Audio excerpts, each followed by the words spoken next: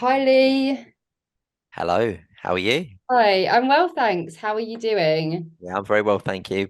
Bit tired from seeing all my clients, but I'm good. Yeah, I've got one yeah. more later on, but all is well. It's four and a half thousand, were you saying? Kind of non-stop these days. Yeah, I worked out recently over the years between 4 and 4,500. I think I've done. I couldn't say exactly, but they're client sessions. So Yeah. I've probably yeah, at the moment I'll probably do about 20 a week ish. So What? over about 5 years, probably about 4,500. Okay, that's I think my incredible. maths is right. I don't know. I could be wrong, but yeah. So just anyone who's watching this, got Lee Harrold, and we've kind of been in contact for the last few years. We've both been kind of met through the Hare Krishna movement, and Lee has now well, it's been quite a few years now, haven't you? Started your own business. You're a hypnotherapist. Yeah, exactly. Hypnotherapist. Yep. Yep. Um, so yeah, do you just want to speak a bit about that, Lee, and like also talk about your journey? Yeah. I Yeah. find Yeah. Yeah. I find it so fascinating. I just want other people to know how you got onto this path, and Yeah. at quite a young age, which is pretty impressive. Yeah. Yeah. Yeah. Of course. Yeah. Good stuff. All right. Do you want me to go quite far back? Yeah, Yeah. yeah. Okay. I'll give you a kind of concise overview of the past 10 years, right? Okay. So, um, yeah, like I said to you before we started this, I was always quite happy, by nature, I would say. And yeah, had a fairly good childhood and stuff. Nothing really to complain about. But I guess I got to about 26, 25, and I wanted to look a bit deeper. I was kind of asking myself numerous questions about what's the existence of life, what's the point, what are we doing? Is there a God? All these sort of things. They come to me quite a lot. And it's funny because I remember I've spoke about this a lot, so some people would have heard me talk about this. I remember being about 22 and thinking I'd love to cultivate purity. Not in those words, but I wanted to know the feeling of feeling purer than what I was feeling at the time. Does that make Yeah, sense? yeah, yeah, Yeah, probably because of some things I was doing when I was yeah, 22.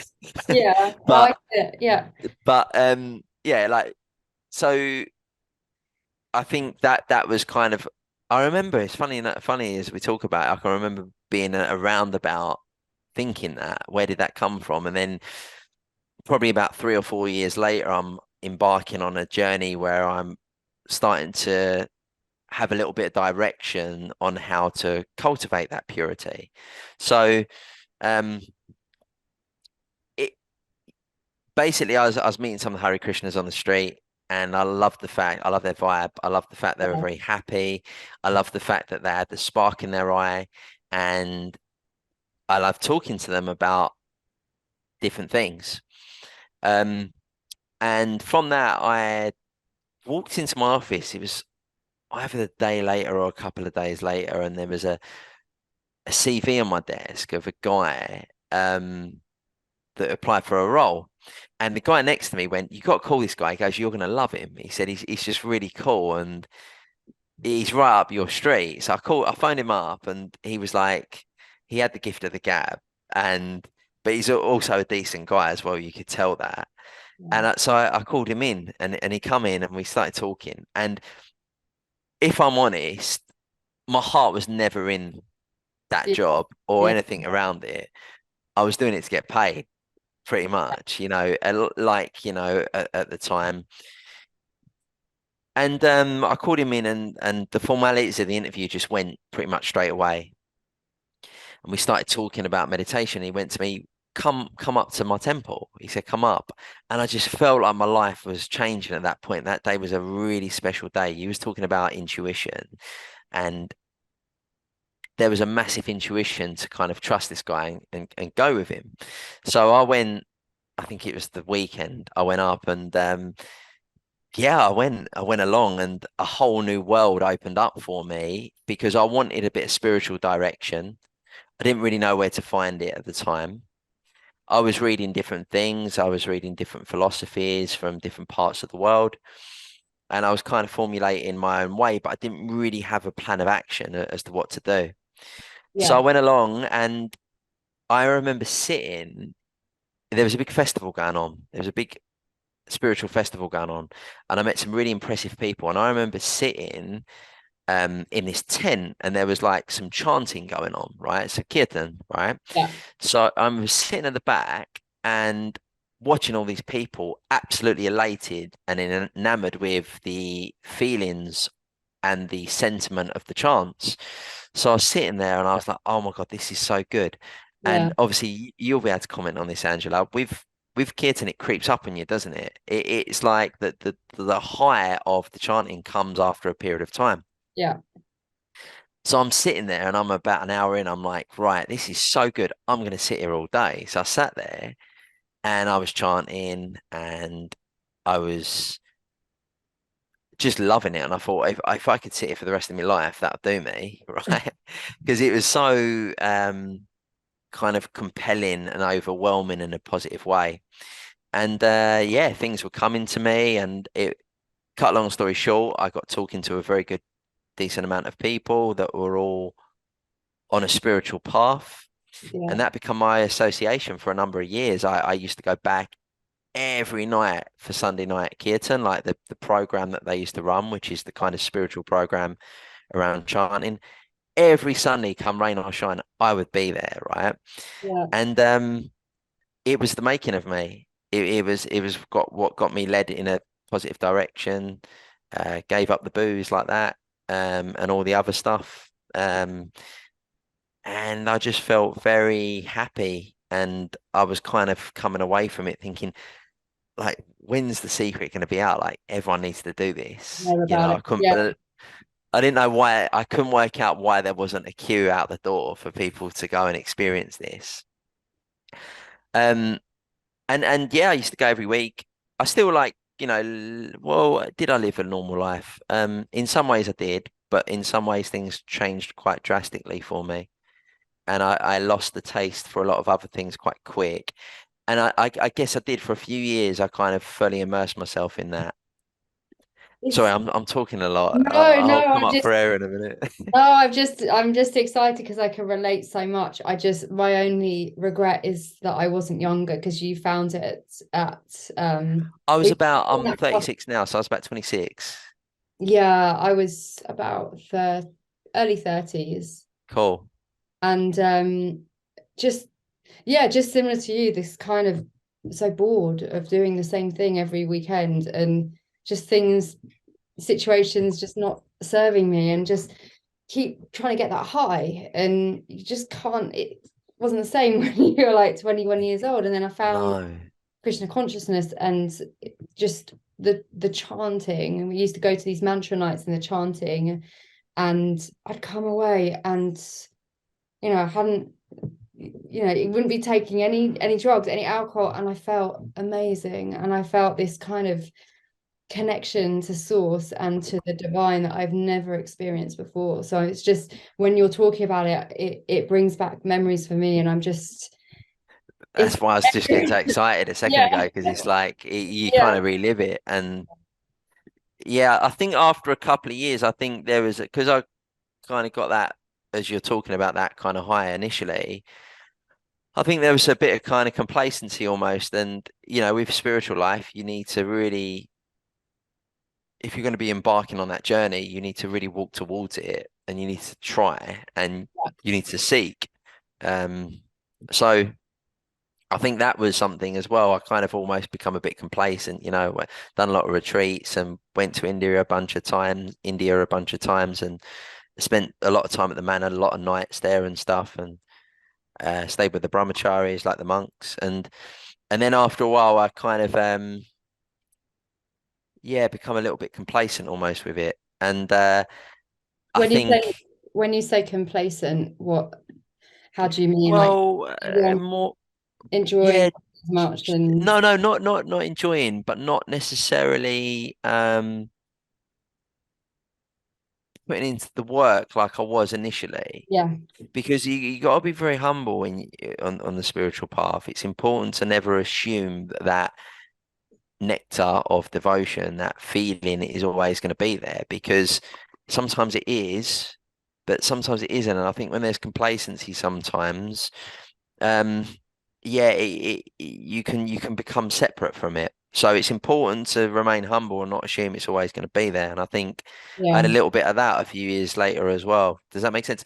And it's good in a way, because you realize that, if you're not putting in the work to your spiritual life, well, what else are you going to do? Are you going to go back to where you was before, Yeah. or are you going to try to cultivate the taste again? Does that make sense? Yeah, absolutely. You've got to keep working at it, and it's Yeah. a load of lessons that we just keep having to learn. Repeat. Yeah, Yeah. repeat, yeah. Yeah. Yeah, that's it. So yeah, so I kind of I was doing that for a period of time, and then what one of the main messages I want to get across was, with one thing I really learned a lot from going to the temple, from being around great personalities, learning from a lot of really cool people, was the idea of service, right? And I think I spoke about this on the last podcast. It's like at the weekend, sometimes I go and I'd want to, like, eat the nice food and have nice conversations, do some meditation and chant and all the kind of nice stuff. And Yeah, it was like, this is my day off. I don't really want to do any service necessarily. And it was kind of like a mindset almost, where I didn't really fully comprehend that aspect of service, service as in the idea of giving without the idea of working for the love of it, if that makes sense, doing something for good and yeah. not Not wanting expecting anything back. in return. Yeah, Exactly. Thank you. Exactly that. So, um, but then when I started getting involved in service, that could be charitable endeavor, that could be helping people, that could be utilizing some of your skills in, like, the garden, or maintaining some of the grounds, or just doing something. When I yeah, started doing that, it kind of brought a new depth to things as well. yeah, So I think that was, like, equally as important, and learning about this was really, really important for me, because then I sort of brought it a little bit into my own life. And then, without sounding cliche, it is the biggest cliche, but it does fit. Then I thought, right, I want to do something of meaning now. I want to do something to help people. And you yeah, hear people say it a lot, but it does fit. There's no other way of really saying it. I did want to do something of meaning. So I was like, well, how can I cultivate some skills where I can do that and do it properly, not just in a kind of sanctimonious way of having a badge of honor, saying, "Oh, I'm helping people," like really doing it. Do you know yeah, what I mean? yeah, yeah, Because it's a fine line, that is. Do you know yeah. what I mean? It's a fine line sometimes, by It- feeling proud of yourself because you're doing something, but actually really doing something properly. But it also Makes feels, sense. yeah, and also the feeling of, is it selfish because helping people, it just makes you feel good, which you shouldn't feel selfish about. But just to kind of backtrack, I absolutely know what you mean about getting complacent and the spiritual life. And I've spent, as you know, spent a lot of time in India, and you see it out there with the kind of some of the spiritual people with the meditation very Yeah, much in their own heads and in their own, and it actually becomes, what are you actually doing to serve? What are you actually doing, like, practically, to, it's a balance, right? And that is a big part 100%. of it. So you probably weren't feeling balanced, but to actually do the work and to help. Yeah, it's a very good point. It's a very Yeah, good point. And sometimes we can get used to the comforts of spirituality, right? And like the nice candles and the nice scented smells and creating a nice space and meditating, like all that's really good. But sometimes well, what a lot of the monks taught me was, cleaning the heart through sometimes literally going and clean to create a yeah, nice space for someone, like whether it's the men's ashram, or whatever it is that they yeah, were telling me to do at the time. I had a little bit of time making that connection. Does that make sense? yeah, absolutely. Yeah, Yeah. yeah, Um. So yeah. So then I wanted to do something. Now I wanted to find some skills that I could use to practically help help people to create direction in their life. And I was yeah, very lucky because I'd done a couple of other courses first, which were good, but it wasn't really enough to give me the uh, belief of utilizing that within a career. And then I found Trevor Sylvester's course, the Quest Institute, which was a fantastic course, gave me exactly what I needed. And I studied with him, Trevor Sylvester, a fantastic place, a Regent's University, and there was a course that was running, and I learned their cognitive hypnotherapy, which was a real fantastic kind of contemporary blend of hypnotherapy from different philosophies and schools of thought that kind of gave me a really good toolbox to do, and also with the studying some of the Vedic knowledge as well and bringing some of Yeah. that in, I was Yeah. kind of able to get something really good there. So um, I was lucky. I have really good framework, and when a lot of people say to me these days, "Oh, like thanks very much," or they're happy with what they've got, I credit a lot the good training I had at the cognitive hypnotherapy school, Quest Institute from Trevor. So as I say, I got very lucky there, and I got out and I started seeing people, and the results were coming. Yeah. Even some people, I'll tell you a couple of stories. Did I tell you about my first client, or some of my first clients? I don't I No, don't sorry, think so. no. Basically, what it is I had people that contacted me very early on. I was fresh out of training, and my skills were very sharp because I'd done all the training. But at the same time, you don't have the 4,500 sessions that you've done to necessarily believe in yourself. Does that make sense? But you don't have the confidence and confidence Yeah, experience. Yeah. exactly. So then what happened was early on, I had a couple of people that phoned me that were like twice my age, that were like pretty smart themselves and well accomplished, that had certain problems they needed help with. And almost there was a point where I thought, oh, do you know what? I just am too busy. I can't do this, because there is a little bit of doubt that I think sometimes I've always been a confident person and always felt very, yeah, like I could do things, but it's sometimes a reflection Yeah. of, can I do this? So basically what happened was I went ahead, I'd done it, and they turned out to be very big successes early on, which gave me momentum, Sorry, you did tell which me. yeah, Yeah. that's all right. Yeah. And which gave me momentum, and it gave me belief, and it gave me belief in it, all of it. So I kind of followed that, and I had a lot of recommendations that come from some of these people I saw earlier on. So, the stars were aligned, and I started then just doing a lot of volume of seeing a lot of people every day. And it went on to just get bigger and bigger. And then here I am, like, quite a few years down the line, and seen all these different people for all different things, and yeah, the rest is history, really. What would you say is the main, is there a common theme when it comes to hypnotherapy? I'm not just talking about, oh, I want to lose weight or I want to quit smoking. Is there I don't know, is there a theme that you Yeah, notice a it's a lot good that you're question. suffering from or limiting beliefs? Yeah, there's so many ways I could answer that, but a lot of the time, what we're telling ourselves in our head is just a story. It's a story that comes from often our past. So we have references, and we have seeding events in our life that create reality tunnels of how we see the world and our model of the world, and what we deem to be true. And a lot of the time, it's not always, it's what we think is true. It's not true. So I think a lot of the time, identifying seeding events that create like a reality tunnel. A lot of people come to me and say, oh, I've got anxiety. Can you help? And it's like, then we start talking and unraveling, the origin of when this started, how long it's been happening, the intensity around different scenarios and circumstances. Then we kind of start to unravel more about what it is. The anxiety is just the label that the person's given to it, but it's Yeah. a problem state that's been created through, maybe a series of events or one particular event. A lot of the time it goes back to childhood with regression.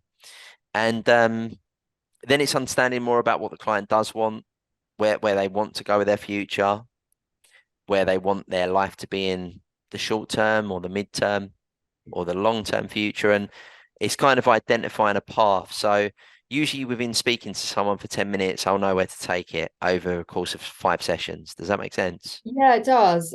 So do you do timeline therapy? Like you'll go back to where the anxiety actually onto hypnosis, where it actually happened. Like, okay, for example, age 6, I had this experience where I was told X, Y, and Z, and that has given me anxiety in later life. And then Yeah. you heal the trauma from that age. Yes. Yeah. Yeah. So sometimes people know where the trauma started, which comes up in conversation straight away. Some people don't know, and sometimes we go in through timeline, like you say, which is a fantastic technique of regression that, if done correctly and properly, it's great at kind of letting go of stuff from the past. It's usually can be quite emotional for people, and sometimes some people say to me, "Oh, Lee, don't worry, I know where it started. It's all right. Don't worry, I'm gonna sit down." And they sit down and they go, "I know where it started," and then we start going through the process, and something different comes up. Does that Right. make sense? Something that's not related. Whereas 10 minutes Yeah. ago or 15 minutes ago, they were going, "Don't worry, mate. It's all right. I've got this. I know where it started. We can just go straight there." And then I'll ask the series of questions and something completely different will come up. Okay. Does that Yeah. make sense? Yeah, that's so interesting. Do you think that's because they've blocked the trauma because it was too painful, or they legitimately thought it was something else? Yeah, it's a good question. I'd say it's different in all circumstances. Sometimes there's the notion of the unconscious mind having the positive intention and sometimes acting as a protection mechanism or blocking things out or suppressing things, and it can come up through these techniques.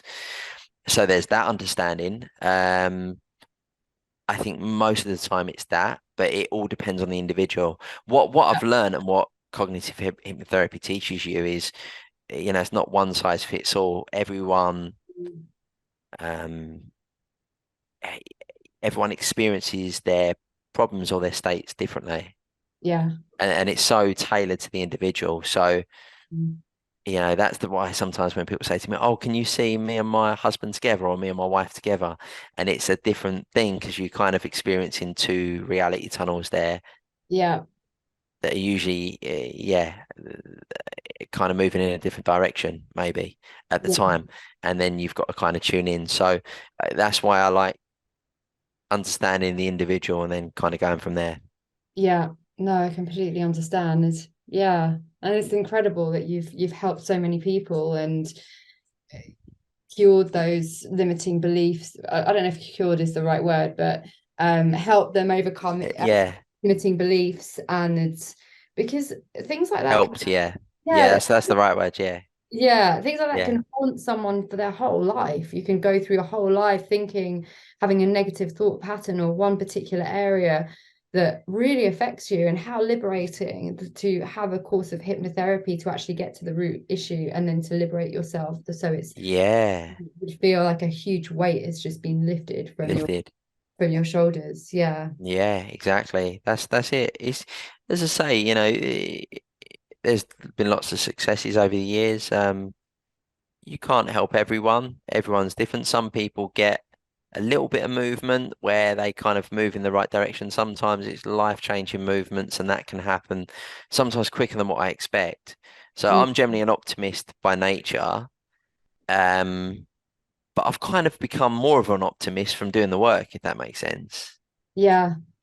Do you um do you feel that this work has kind of propelled you more onto this journey, or do you feel, because it feels to me very destined that you when we go back to being 22 and you met the Hare Krishna on the street, and then you go into the office as a recruitment consultant, the CV is Yeah. Hare Krishna, those synchronicities, and something just resonated then, and that just gives you a flavor, kind of puts you on that path. And then obviously you've got your dad's kind of as a mentor, or I don't know, that's another question. Your dad, so for anyone watching? Do you want to talk about? Yeah, of course. And that's really interesting what you just said there. I was watching a documentary once, and this stood out to me. And the guy was talking. I can't remember what documentary it was a few years ago, but it was something along the lines of your life happens,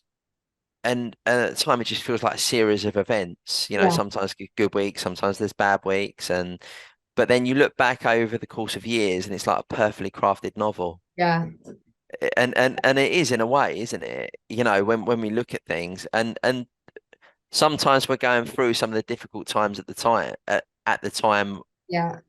and it doesn't feel like that. But it's Yeah. looking back over the accumulation of years that we can be aware of that. And absolutely, and even the dark stuff. I had this kind of revelation a few weeks ago. Even the really, really dark times that you think you can't even get out of, you can kind of look back and think, well, if that didn't happen, that wouldn't have pushed me so far in an opposite direction. Because it's just evolving the whole time. Yeah, It's yeah, comforting if or everything was kind of just ticking along. Sometimes it's like a game of chess. You're placed around, like God, universe, whatever you want to call it, just places you around, and yes. one person, and they can change the complete trajectory of your life, but through these tiny series of It's events. And amazing. even these dark times just push you in a completely different direction. So It's amazing. What's it all about? It may even when you sound that, you start I start thinking of yeah, what this experience is. I think that was one of the main questions I always used to ask myself. What is this experience that we're experiencing as a human being? And yeah. then yeah, the rest is history. Yeah. So do you feel that the um hypnotherapy has kind of propelled you even more onto the spiritual path? Like, it's definitely the trajectory was already set up there, but do you feel it's just Yeah, you're yeah. I mean, and also having your dad, Glenn Harrold, as well, who must have been a great mentor as well, to who was living a kind of spiritual life, and mm, everything that he's into, to have that kind of um don't know the word, can't think. no. I understand it. Yeah, Yeah, I get it. Well, they, the two paths don't have to necessarily cross over with hypnotherapy.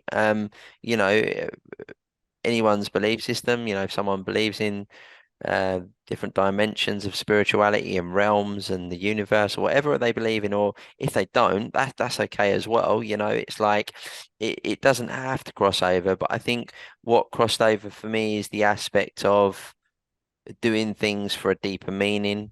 yeah, And I think for me, it did cross over. Um, yeah, and I've always kind of, like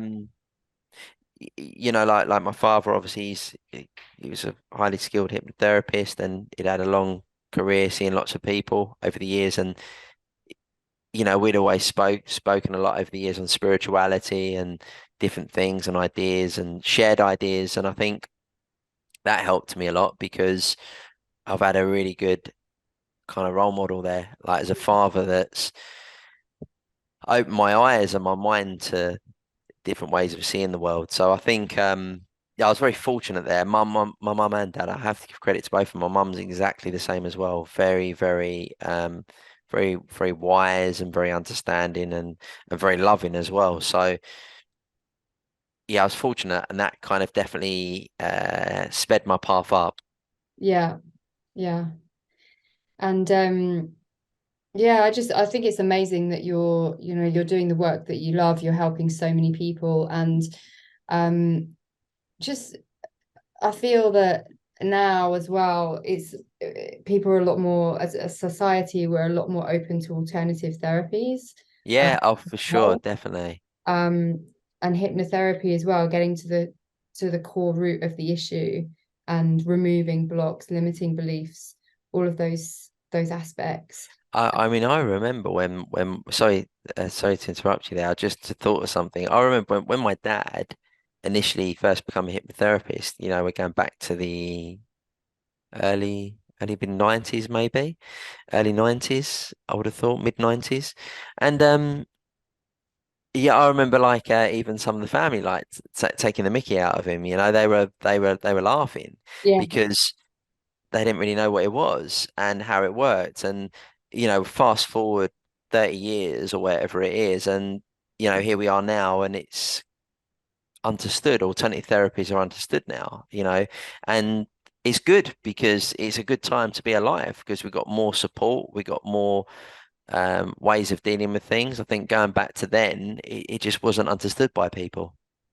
Yeah, absolutely. It wasn't understood, and it was kind of, you were thought of as strange, or what it, and like even 10 years ago as well. So Yeah, we've come such a long way. So yeah, it's a great time. But then I also feel as well, your dad must have been very brave and had a lot of courage to actually follow his path in that time when it must have been very, very difficult. yeah. I mean, that's it. Sometimes you kind of the early people help kind of pave the way for others to come through Yeah, and do it, if that makes sense.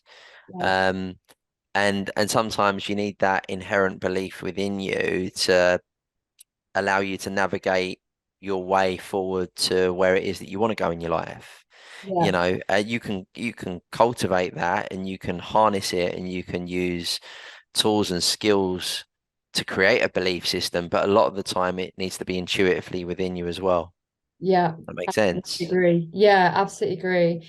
Um, just finally, do you have any stories that you can share, or any common themes of, I can't remember if I've asked you this actually. Just like common themes of the issues that you're seeing a lot of.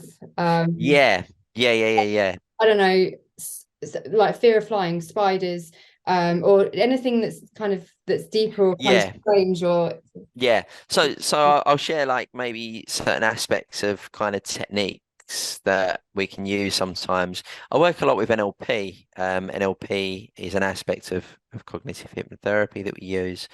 And a lot of the time it's like you can use these cool different kind of quirky techniques to really change modalities of things. So if someone's got a fear of something, sometimes the seeding of the event or the origin of the fear, it could be a traumatic situation or a bleak time or a difficult time or a sad time.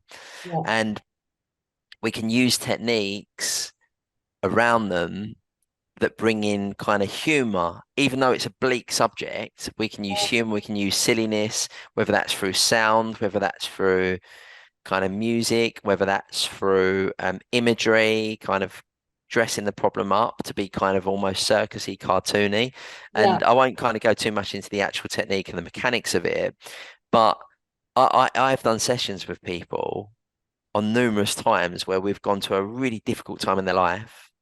We've used some of these techniques around humor, colorfulness, brightness, and the person's been laughing so much. I've kind of had to stop the technique because what they were crying about 20 minutes ago, they were laughing about so much. yeah. And I wouldn't say that happens a lot. Sometimes you get a little laughs, but over the years, I've had a few times where people have been laughing so much where they've been hysterically crying, you know, and that can happen. And if someone had told me that was going to happen in the session before, I wouldn't have believed them. But because there's the idea of kind of fear being in a place and then bringing in humor and kind of silliness and Completely, creativity. completely changes the reality and changes their perception. Yeah, Yeah, exactly. Modalities of it's amazing. So that's always an entertaining part for me. It happens sometimes, and I always like that because laughter is one of the best medicines. I'll yeah, say something else as well. yeah, As you get older, life can become serious. And it can become serious for different reasons because responsibility comes, and then duty comes, and then lack of time comes, and then we need to make commitments in certain places. And all of a sudden, we're kind of like this playful sort of child that's creative, curious, and yeah, then we're kind of thrust upon the system is thrust upon us, and all of a sudden we're an adult and we can become miserable if yeah, we don't know how to change that, Yeah. or we can become dull, or we can become limited within ourselves, Yeah. different to how we're supposed to become. And someone once said something to me. They said life wasn't always supposed to be this serious, and it stuck with me. That phrase stuck with me, and it's true. So we have to connect with joy. We have to connect with playfulness, fun, even things like I went and bought a football recently. I haven't bought a football in years, and I play in the garden. I do my kick ups and stuff, just as a kind of little bit of a pastime, Mm. because kind of connecting with that playful part of you is super important. Does that Yeah. make sense? Yeah. So that Definitely. phrase definitely helped change my perspective. It said to me about 5 years ago, 4 or 5 years ago, I think. Yeah, about 5 years ago, and it was super important. Yeah. I love that. But that was amazingly, and especially in a fear-based world as well, you need that Exactly, joy. exactly. Um, yeah, that's awesome. Thank you so much for coming on Absolute pleasure. And and keep doing your thing, Angela. I will do, and you as well. And yeah, next time we'll talk about plant medicine, ayahuasca. Good stuff. All right, All take care. Hare right. Krishna. Hare Krishna. Bye.